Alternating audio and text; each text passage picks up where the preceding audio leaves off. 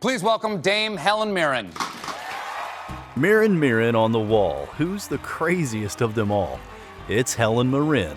No one is crazier than the queenly and foul-mouthed actress who acted in all sorts of movies, including a dirty one. In her 80s, Helen Mirren is not only an icon but still reigning supreme. The fascinating actress, former model, fashion icon, and advocate has spent a long time serving as a source of inspiration and entertainment for generations. I have been dreaming of doing that for about, 15 years, so I just grabbed my chance. I'm sorry. Nevertheless, her life hasn't been devoid of unexpected twists and turns, and she has broken a promise to herself. What are the hiccups in the life of the actress? What promise did this beautiful actress break? Why does she like swearing so much? Which dirty movie did she act in?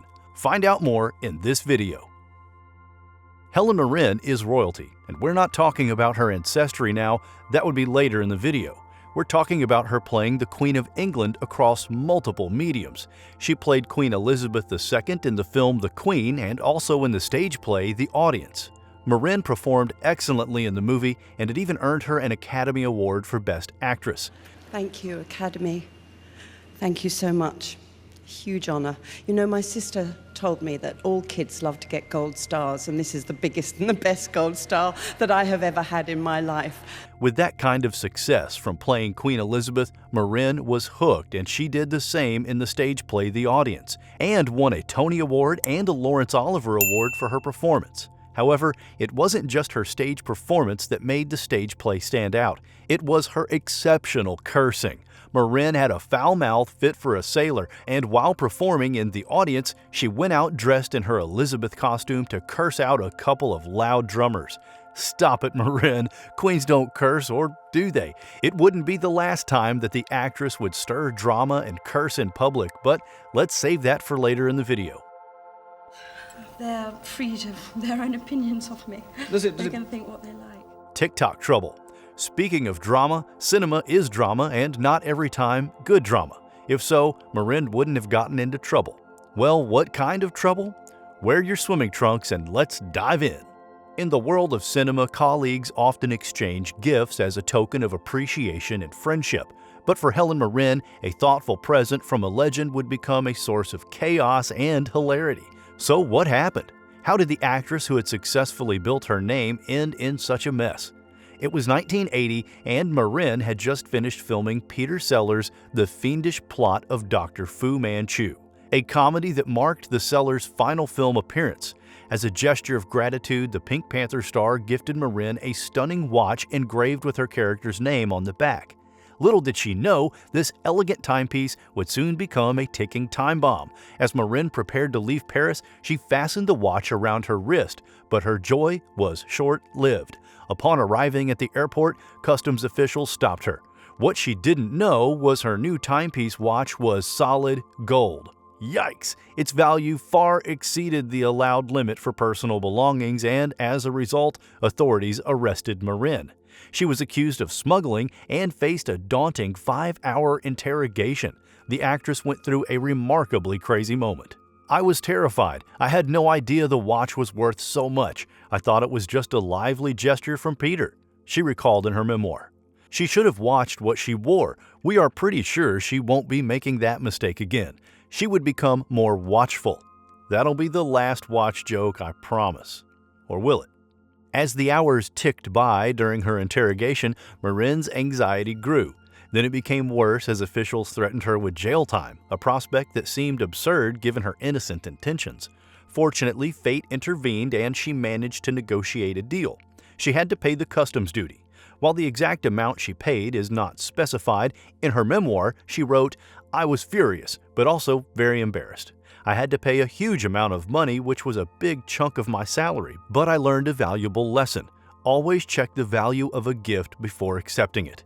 That was an escape by a hair's breadth. It was another memorable moment from an actress who lived quite an unforgettable life.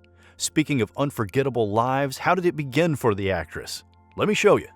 Early life. Helen Mirren was born to a family with a rich cultural heritage on July 26, 1945, in the Hammersmith district of London. Her father, Vasily Petrovich Mironov, was a Russian immigrant who fled his homeland during the Russian Revolution. Her mother, Kathleen Rogers, was an Englishwoman passionate about the arts. For an actress who grew up to become the epitome of class, she had an anti-monarchical upbringing, which is interesting considering her father was a former Russian aristocrat. She was not born in a wealthy home, but her parents were hard workers. Helen's early life was marked by a strong sense of discipline and hard work, which her parents taught her. Her father then taught her the importance of perseverance and determination. "My father was a very disciplined person, and he instilled in me a strong work ethic," Mirren recalled in an interview. Her father wasn't only disciplined and hard-working, he was also a tactical man. When she was 9 years old, he changed her name from Mironov to Mirren because the political atmosphere at the time was quite tense and people viewed those with foreign names in Britain as suspicious. Despite Mirren's tough upbringing, her mother, a talented musician, encouraged her love of the arts, and so Mirren's lifelong love affair with performing began. However, there was a problem. Her parents wanted her to leave the arts. They didn't want her to pursue it. Her parents, bless their hearts, weren't certain that performing would reward Mirren financially. They wanted Helen to pursue a career in teaching, which they considered a career that came with financial independence. But her parents made a mistake. They taught her too well about perseverance and determination. So rather than be discouraged, her love for performing intensified, and then Shakespeare struck her. When she was a teenager, Helen saw her first Shakespeare play. Even though it was just a local production of Hamlet, she was hooked like a fish to a colorful fishing bait. The actress fell in love with the language and the story. Later that night, Mirren found a book of Shakespeare plays in her home and started reading. "I went through it looking for characters I responded to," she recalled to Harper's Bazaar. "That was what led me into wanting to become an actress." After completing her education, Helen had decided she wasn't going to be a teacher. Mirren instead joined the prestigious Royal Shakespeare Company, where she honed her craft alongside some of the greatest actors of her generation, such as Judi Dench and Michael Gambon. Her talent and dedication quickly earned her recognition, and she began to make a name for herself in the theater world. Then she evolved and decided to try new things. In the 1970s, she moved away from theater and began to feature in a series of recognizable British TV roles and dozens of made-for-TV plays on the BBC. As Mirren explained to The Hollywood Reporter, TV at the time seemed to be a much safer and kinder environment compared to the world of film. "In the 1970s, British film was kind of nasty," she confessed. Speaking of nasty, the actress starred in the 1979 erotic film Caligula, posing and teasing in all sorts of ways throughout the film. It wouldn't be the only time that the actress would act sexy in front of the camera. She went on to mesmerize her fans when she modeled for Playboy in 1985 and other magazines. Although she did not pose nude for those magazines, but boy, you should have seen those photos. Sizzling hot. Mirren liked testing the boundaries of her own talent, putting all that she learned on TV into film. She has always been about self-improvement. However, even her pursuit of self-improvement didn't chase away intense feelings of doubt, and it was strange considering the actress's heritage. From royalty to self-doubt. Mirren is royalty, and we're not just talking about her being a queen of Hollywood in her own rights. We're talking about her real, royal, and deep connections to the British royal family. As we mentioned earlier, her father has a rich Russian aristocratic heritage. Also, her grandfather was the butcher who used to be the primary meat provider for Queen Victoria. Despite this, she has suffered from self-doubt and imposter syndrome. In various interviews, Mirren has shared that she often felt like a culinary student masquerading as a master chef, nervously winging it with each new role. She claimed she was waiting for someone to expose her as a fraud. Mirren was no fraud. She was born to command the spotlight. International break and red card. The actress did more than command the spotlight, she also commanded hearts. No one was safe from the seductive powers of the actress, not the audience and definitely not her co-stars. When the actress dazzled in the film Excalibur, it was more than a defining moment for her career. She found something else. She found love. Mirren and Neeson met on set and began a relationship. We didn't date, we lived together. Wow. Yeah, 40 years. We were a serious item for a while, yeah. However, their relationship wasn't meant to be. Mirren broke young Neeson's heart. Their relationship ended when Mirren, 7 years older, encouraged Neeson to find his own way in the film industry. Tough luck, Mr. Liam Neeson. Mirren found him, used her specific set of skills to make him fall for her, and broke his heart. After making that ice-cold move, she went ahead to act in White Nights, where she enchanted internationally. For the sake of her career, she moved to Hollywood, leaving her successful career in British showbiz to a completely new realm. She wanted a change of identity, thereby taking on bolder and more provocative roles. Want to know the best part? The risky move proved golden, and with White Nights, she was on to a flying start. However, she fell again, but this time it was in love. Breathing new life. Remember the 1985 film White Nights? She met the director Taylor Hackford while auditioning for the role. At the time, Hackford was already married, but after hitting it off on set, the two became inseparable. Then they began dating in 1986 and married in 1997, with the ceremony taking place in the Scottish Highlands. It was her first marriage and last, as they remain a couple till date. Hitting the jackpot at the first trial must have been surreal. She told The Guardian in 2015, "I love my husband. I love being with him. He's a nightmare, but he's great, and I look forward to seeing him and miss him when he's not there." It is surprising that Mirren got married, as she once said she did not want to, just as she said she didn't want to have a child. "I never felt the need for a child and never felt the loss of it. I'd always put my work before anything," Mirren said.